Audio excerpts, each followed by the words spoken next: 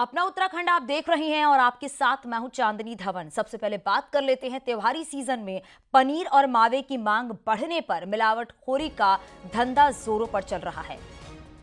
हरिद्वार में आज खाद्य सुरक्षा विभाग की टीम ने 4 क्विंटल नकली पनीर को पकड़ा है और लक्सर से देहरादून नकली पनीर ले जाने की सूचना पर विभागीय अधिकारियों की टीम ने कार्रवाई की। आपको बताते चलें कि पिछले 24 घंटे में राज्य में 1000 किलो नकली पनीर पकड़ा गया है और आज हरिद्वार से 400 किलो तो कल देहरादून से 600 किलो नकली पनीर जब्त किया गया था।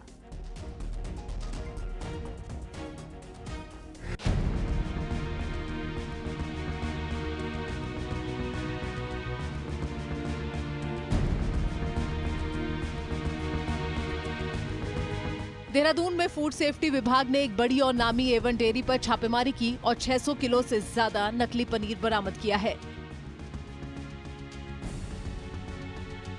डेयरी मालिक शादाब इस नकली पनीर को यूपी के रामपुर से खरीद कर लाता था और फिर देहरादून में बेचता था। इसकी लंबे समय से शिकायत मिल रही थी, जिसके बाद फूड सेफ्टी विभाग ने कार्रवाई की है। 4-5 कुंटल के तकरीबन। अच्छा, तो कितने रुपए किलो आपको मिल रहा था? ये 240 रुपये। 240 रुपए किलो। तो आपने कहीं पूछा नहीं कि इतना सस्ता? बस सर, हर कोई सस्ते के चक्कर में ही रहेगा, सस्ता मिल जाएगा। तो कहाँ बेचते हो इसे? तो सर कैमरे पे ना लो इस बात को, तो अलग मैंने इनको बता दिया है। कहाँ वैसे देहरादून में बेचते हो या कहीं और बेचते हो? ये हनुमान चौक साइड जाता है।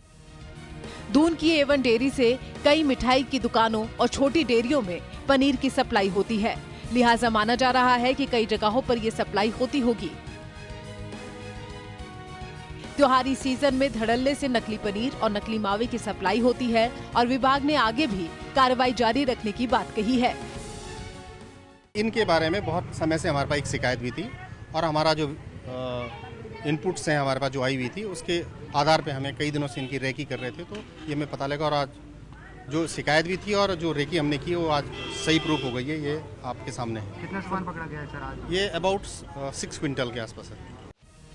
त्योहारी सीजन में पनीर और मावे की मांग बढ़ने पर मिलावटखोरी का धंधा जोरों पर चल रहा है। हरिद्वार में आज खाद्य सुरक्षा विभाग की टीम ने 4 क्विंटल नकली पनीर पकड़ा। लक्सर से देहरादून नकली पनीर ले जाने की सूचना पर विभागीय अधिकारियों की टीम ने कार्रवाई की। जगजीतपुर पुलिस चौकी के पास सुबह करीब 4 बजे पनीर ले जा रही गाड़ी को रोका गया और ड्राइवर से पूछताछ की गई, तो ड्राइवर माल का बिल नहीं दिखा पाया। वहीं टीम ने 4 क्विंटल पनीर को गड्ढे में दबाकर नष्ट कर दिया है। दिवाली के मौके पर बाजार में नकली पनीर और मावे का कारोबार कई गुना बढ़ जाता है। नकली पनीर को बनाने के लिए डिटर्जेंट पाउडर और यूरिया का इस्तेमाल किया जाता है, जो कि स्वास्थ्य के लिए हानिकारक है और त्योहारी सीजन में मिलावटखोर एक्टिव होकर जनता के जीवन से खेल रहे हैं। ऐसे में सावधान रहने की जरूरत है। देहरादून से सत्येंद्र बर्धवाल के साथ हरिद्वार से पुलकित शुक्ला की रिपोर्ट। देहरादून से खबर मिल रही है, मंत्री अकेले नहीं कर पाएंगे योजनाओं का लोकार्पण और शिलान्यास। सीएम की अध्यक्षता में ही होंगे लोकार्पण और शिलान्यास। नियोजन विभाग ने सभी विभागों को निर्देश जारी कर दिए हैं। विभागों से तलब की गई योजनाओं की लिस्ट यहां पर प्रस्तावित और पूरे होने जा रही योजनाओं की लिस्ट जिलेवार आयोजित कराए जाएंगे। अब कार्यक्रम जो है वो सचिव नियोजन आर मीनाक्षी सुंदरम ने आदेश जारी किए हैं।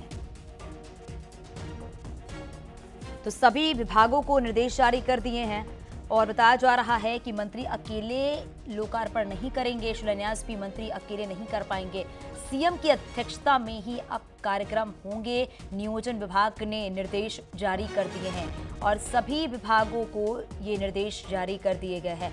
सुनील नवप्रभात हमारे सहयोगी जुड़ गए हैं। सुनील, जरा बताइएगा कि अब देखा जा रहा है कि कोई भी मंत्री अकेले किसी भी कार्य को लेकर पहले सूचित करेगा और उसके बाद सीएम की अध्यक्षता में ही कोई कार्यक्रम होगा। बिल्कुल, नियोजन विभाग का मानना है कि चूंकि अलग अलग डिपार्टमेंट के जो प्रोजेक्ट थे उनका कहीं भी शिलान्यास हो जा रहा था, कहीं भी लोकार्पण हो जा रहा था और इसके चलते जो सरकारी कार्यक्रम है उनमें एकरूपता नहीं आ पा रही थी विकास योजनाओं में। नियोजन विभाग का मानना है कि यदि ये पूरे लिस्टेड रहेंगे, ये संज्ञान में रहेगा सरकार के कि कहाँ पर कौन सी योजना का शिलान्यास हो रहा है, कौन से प्रोजेक्ट का लोकार्पण होने जा रहा है, तो इससे चूंकि मुख्यमंत्री की मौजूदगी वहां पर रहेगी, तो इससे जो विकास योजनाएं हैं उनको धरातल पर उतारने में आसानी होगी। अधिकारी गंभीरता के साथ काम करेंगे और यही कारण है कि नियोजन विभाग ने सभी डिपार्टमेंट को एक लेटर जारी किया है, जिसमें उन तमाम परियोजनाओं की जो ऑनगोइंग है या फिर जो कंप्लीट हो चुकी हैं, जिनका लोकार्पण होना है, उनकी सूची तलब की गई है कि पूरी योजनाओं को निश्चित किया जाए और जिलेवार कार्यक्रम तय किया जाए, जिसमें मुख्यमंत्री भी मौजूद होंगे और इन तमाम प्रोजेक्ट का लोकार्पण और शिलान्यास कार्यक्रम कराया जाएगा। जी, बहुत शुक्रिया इस पूरी जानकारी के लिए। उत्तराखंड में छात्र संघ चुनाव का मामला हाई कोर्ट पहुंच गया। आज हाई कोर्ट में छात्र संघ चुनाव को लेकर सुनवाई होनी है।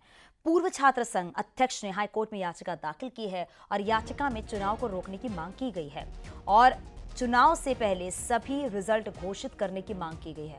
आज चीफ जस्टिस कोर्ट इस मामले पर सुनवाई करेगी। हालांकि आज से ही छात्र संघ चुनाव का नामांकन भी होना है और 7 नवंबर को राज्य में एक साथ छात्र संघ चुनाव होने हैं।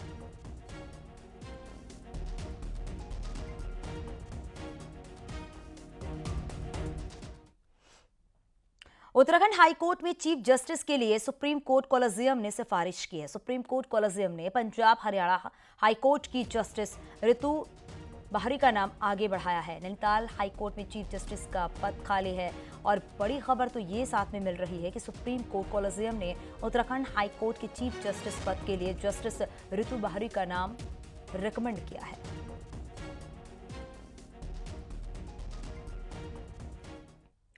तो देहरादून से खबर है, अब राज्य में बिल्डिंग बनाने के मानक जो हैं वो बदलेंगे। जोशीमठ आपदा के बाद से ही कवायद हो रही थी।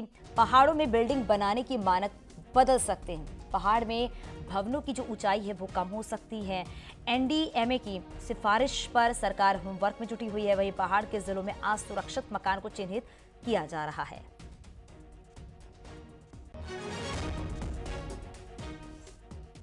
चमोली से खबर है, यहां पर सिगड़ी नाले में बनी झील से निचले इलाकों को कोई खतरा नहीं है और झील से पानी का रिसाव भी शुरू हो गया है। एसडीआरएफ और वन विभाग की टीम ने पूरे इलाके का सर्वे किया और वहां जाकर देखा है। झील से पानी का रिसाव हो रहा है, लिहाजा यहां बड़ी झील बनने की संभावना नहीं है। सर्वे टीम का कहना है कि बारिश और बर्फबारी के बाद जैसे जैसे पानी बढ़ेगा तो झील का रिसाव तेजी से होगा, लिहाजा झील से कोई खतरा नहीं है।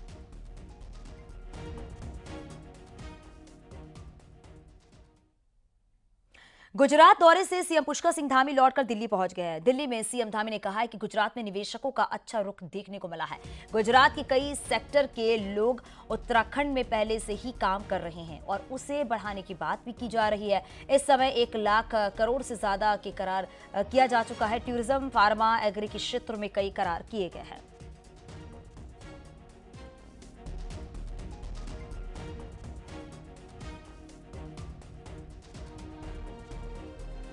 उत्तराखंड के साथ उनका पहले से ही एक संबंध है, बहुत आना जाना है।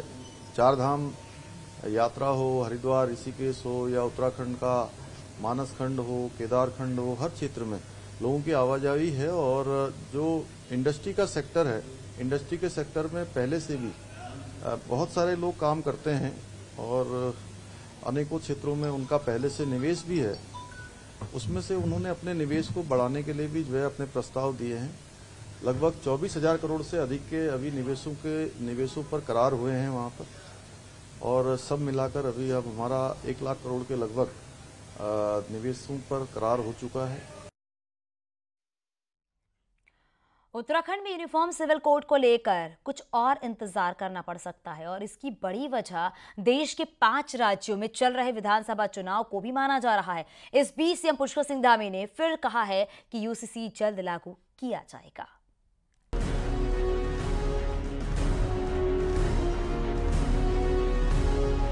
देश भर में यूनिफॉर्म सिविल कोड की अगुवाई करने वाला पहला राज्य है। ड्राफ्टिंग कमेटी ड्राफ्ट भी तैयार कर चुकी है, जो कि खुद कमेटी ने कहा।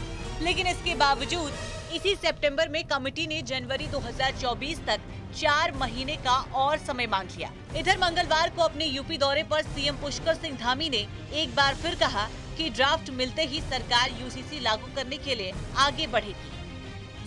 हमने चुनाव से पहले उत्तराखंड की देवतुल्य जनता के सामने ये प्रस्ताव रखा था कि अगर हमारी नई सरकार का गठन होता है तो नई सरकार का गठन होते ही हम सबसे पहले समान नागरिक संहिता का कानून बनाने के लिए कमेटी का गठन करेंगे, उस कानून को उत्तराखंड के अंदर लागू करेंगे। भाई बहनों, उत्तराखंड की देवतुल्य जनता ने उस पर बहुत लगाई है और हम बहुत जल्दी, जैसे ही हमको संकलन जो कमेटी है उसने कर लिया है, वो संकलन हमको प्राप्त हो जाएगा तो हम उत्तराखंड के अंदर समान नागरिक संहिता का कानून लागू करेंगे।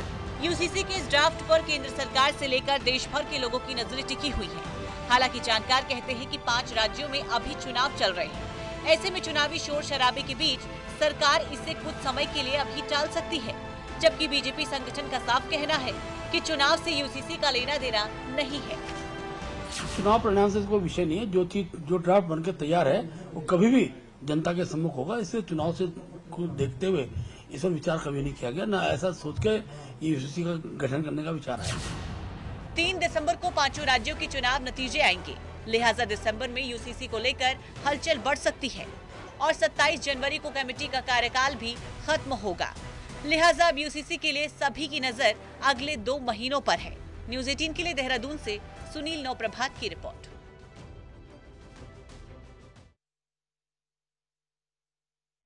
देहरादून में जल्द नई और मॉडर्न मंडी बनाई जाएगी ताकि किसानों को सब्जी, फल, अनाज बेचने में किसी तरह की कोई दिक्कत ना हो। मैक्सिको दौर से लौटकर ये बात कृषि मंत्री ने कही। उन्होंने कहा है कि मंडी के लिए जल्द जमीन खोली जाएगी जिसमें साफ सफाई के साथ सभी सुविधाएं मौजूद रहेंगी। कृषि मंत्री ने कहा कि जरूरी है कि मंडियों में साफ सफाई रखी जाए ताकि किसानों और खरीदारों को किसी तरह की कोई दिक्कत ना हो।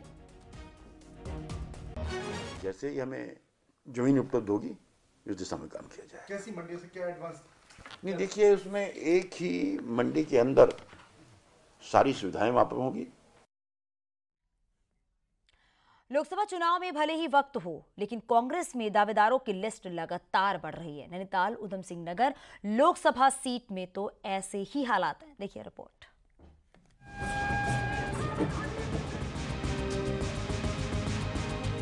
जैसे जैसे लोकसभा चुनाव नजदीक आ रहा है, वैसे वैसे नैनीताल उधम सिंह नगर लोकसभा सीट से कांग्रेस के टिकट पर एमपी का चुनाव लड़ने वाले दावेदारों की फहरिस्त भी लंबी होती जा रही है। अब तो नेता प्रतिपक्ष और कद्दावर कांग्रेस नेता यशपाल आर्य ने ही अपनी इच्छा जग जाहिर कर दी है। नैनीताल उधम सिंह नगर संसदीय क्षेत्र से एक कार्यकर्ता के रूप में पार्टी हवाई कमान के निर्देशों का अनुपालन करूंगा और मुझे मालूम है कि हमारे कई साथी चाहे नैनीताल जनपद के हों, हमारे उधम सिंह नगर के हमारे साथियों ने, कार्यकर्ताओं ने लगातार मुझसे कहा है कि आप नैनीताल संसदीय क्षेत्र से चुनाव लड़ें। दरअसल नेता प्रतिपक्ष यशपाल आर्य की नैनीताल उधम सिंह नगर लोकसभा सीट से दावेदारी का मजबूत आधार है, क्योंकि वो बाजपुर से विधायक है और यूपी के दौर से अब तक खाटिमा से लेकर लोकसभा के अंतिम छोर बेताल घाट तक से विधायकी का चुनाव लड़ चुके हैं। ऐसे में उनकी दावेदारी सब पर भारी है। कांग्रेस नेता कई नेताओं की एक लोकसभा सीट से दावेदारी को पार्टी का आंतरिक लोकतंत्र करार दे रहे हैं। देखिए, भुवन कापड़ी जी भी कह रहे हैं, आदेश चौहान जी भी कह रहे हैं, कांग्रेस में ये पार्टी की आंतरिक लोकतांत्रिक व्यवस्था का हिस्सा है। हर व्यक्ति को अपना आवेदन करने की पूरी इसमें आजादी है और हाई कमान का जो निर्णय है वो सर्वोपरि है। जाहिर है नेता प्रतिपक्ष यशपाल आर्य से पहले खुद युवा विधायक सुमित हृदय, भुवन कापड़ी, आदेश चौहान और प्रवक्ता दीपक बलयूतिया चुनाव लड़ने की इच्छा जाहिर कर चुके हैं। यही नहीं, पूर्व सांसद महेंद्र पाल भी अपना दावा जता चुके हैं। ऐसे में कांग्रेस में 1 अनार और 100 बीमार वाली कहावत फिट बैठती है। हल्द्वानी से न्यूज़ 18 के लिए शैलेंद्र नेगी की रिपोर्ट।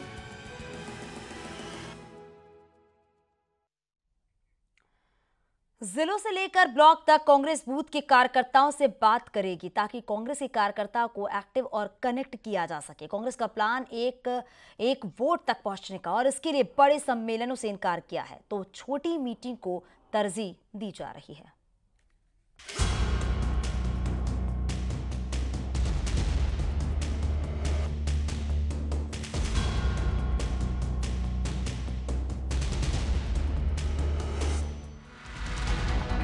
दो लोकसभा और 2 विधानसभा चुनाव हार चुकी कांग्रेस एक और चुनाव चूकना नहीं चाहती। कांग्रेस जानती है कि मुकाबला प्रधानमंत्री नरेंद्र मोदी के नाम के साथ है, लेकिन कांग्रेस हार नहीं मानना चाहती। लोकसभा चुनाव में बीजेपी को ग्राउंड पर काउंटर करने के लिए कांग्रेस इस बार बड़ी मीटिंग और सम्मेलन से बचना चाहती है, बल्कि इसके ठीक उलट। कांग्रेस पहले जिले से लेकर ब्लॉक लेवल तक सम्मेलन करना चाहती है ताकि बूथ पर वोटर तक बात पहुंच सके और चुनाव से पहले वोटर से कनेक्ट बने। कांग्रेस का फिलहाल टारगेट बूथ, पन्ना और शक्ति केंद्र पर बीजेपी को काउंटर करने का है। किस किस तरीके से हम चुनाव को जीत सकते हैं, क्या हमारे इश्यूज होंगे, लोकल इश्यूज क्या क्या हमने टच करना है किस एरिया में, और कौन से हमारे राष्ट्रीय इश्यूज है जिनको हमको टच करना है, उन सभी विषय में वहाँ के लोकल लोगों से चर्चा हो रही है। क्योंकि देहरादून में जब हम मीटिंग बुलाते हैं तो उसमें सब लोग भागीदारी नहीं कर पाते, तो अभी ये जिले स्तर पर हमने दिसंबर तक इसको पूरा फाइनल करना है। कांग्रेस समझ चुकी है कि बड़ी बैठकें अब कारगर नहीं रही, इसीलिए पार्टी का फोकस बड़े नेताओं को साथ जोड़कर राज्य में छोटी छोटी मीटिंग और सम्मेलन करने का है। पर इस प्लान के साथ बीजेपी कांग्रेस को कितना काउंटर कर पाएगी, ये बड़ा सवाल है। जिस प्रकार के कार्यक्रम भारतीय जनता पार्टी बहुत पहले से आयोजित करने जा रही है, चाहे बूथ स्तर हो, चाहे शक्ति केंद्र हो, चाहे मंडल स्तर हो, उसी की राह पर आज कांग्रेस उसकी नकल कर रही है। तो मुझे लगता है कि इससे कोई फर्क पड़ने वाला नहीं है, वो कर ले। उत्तराखंड में कांग्रेस 2014 के बाद एक जीत के लिए तरस रही है और 2024 में इसी रिकॉर्ड को कांग्रेस ठीक करना चाहती है। पर देखना होगा कि छोटी मीटिंग और सम्मेलन कांग्रेस की राह कितनी आसान कर पाते हैं। देहरादून से न्यूज़ 18 के लिए दीपांकर भट्ट की रिपोर्ट।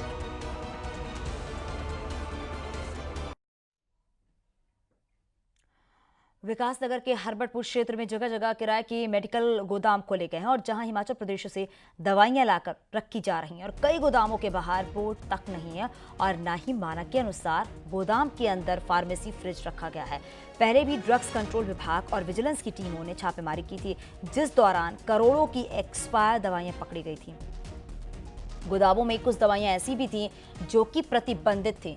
ड्रग्स इंस्पेक्टर का कहना है कि जल्द ही फिर से छापेमारी की कार्रवाई की जाएगी। अभी पिछले कुछ दिनों हमने यहाँ पे एक ड्राइव चला करके पचौदीन क्षेत्र में भी काफ़ी दुकानों पे कार्रवाई की है। तो इस तरीके के जो गोदाम हैं वो हमारे संज्ञान में नहीं आ पाए हैं उस दौरान। अभी संज्ञान में आया है तो इसमें हम और सघन चेकिंग अभियान चलाएंगे दोबारा से। इन दिनों 37वें राष्ट्रीय खेल का आयोजन गोवा में जोरों से चल रहा है और उत्तराखंड इन खेलों में लगातार निचले पायदान पर खिसकता जा रहा है। गोवा नेशनल गेम्स में अभी तक प्रदेश की रैंकिंग जो है वो 20वें स्थान पर है, जिसका बड़ा कारण प्रदेश के खेल संघों का निष्क्रिय होना माना जा रहा है। वहीं अधिकारी भी मानते हैं कि कुछ ना हो कुछ कमी रही है जिससे वो दूर करेंगे। आपको बताते चले कि आने वाले साल में उत्तराखंड में नेशनल गेम्स प्रस्तावित है। की रैंकिंग क्या है और हम कैसे इम्प्रूव करेंगे, तो ये चीज़ होती है कि म्यूचुअल से होता है। हमारे एसोसिएशंस हैं, उनसे हम बैठक करके कैसे खिलाड़ियों का परफॉर्मेंस बढ़ा सकते हैं और कहाँ पे चूक हो रही है, कहाँ पे हमें और शुमार की आवश्यकता है, क्योंकि कहीं पहले की तुलना में हम कहाँ से कहाँ पहुँचे हैं और आगे कहाँ ले जाएं। तो ये एक रणनीति की बात है और इस पर हम लोग कार्रवाई कर रहे हैं और मुझे उम्मीद है कि हम कुछ ना कुछ इस पर अच्छा जरूर करेंगे। भारत में महिलाओं को बराबरी के भले ही कई अधिकार मिले हों, बावजूद इसके मंदिरों में पुजारी का जिम्मा अब तक महिलाओं को नहीं दिया गया था। लेकिन पिथौरागढ़ के श्री कृष्ण मंदिर में पहली बार महिलाओं को पुजारी की जिम्मेदारी दी गई है और इस फैसले को धार्मिक बराबरी के लिहाज से ऐतिहासिक माना जा रहा है।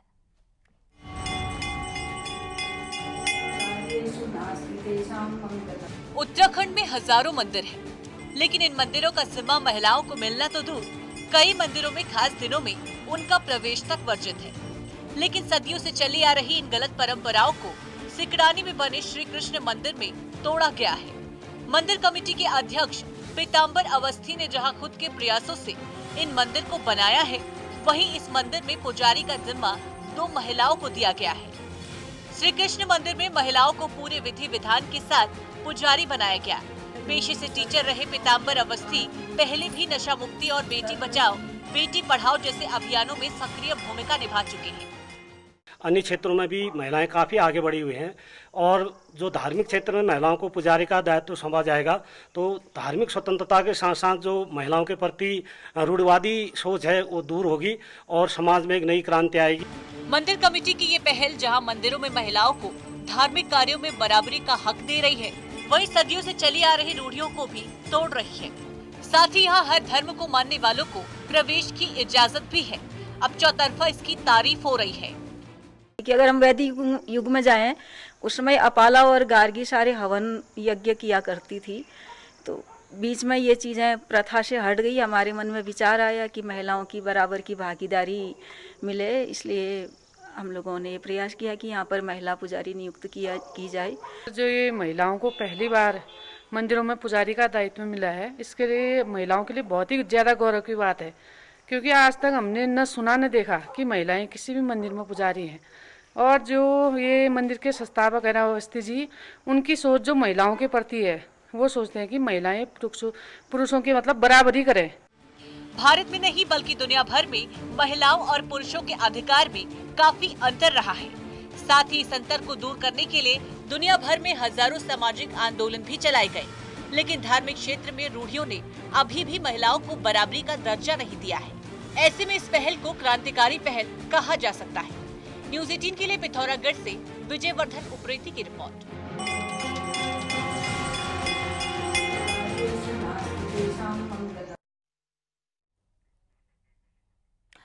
और अब नजर डालते हैं पहाड़ की 10 बड़ी खबरों पर भी। हरिद्वार में कृषि महोत्सव की शुरुआत हुई है। इस दौरान 8 रथों को गांव के लिए रवाना किया गया।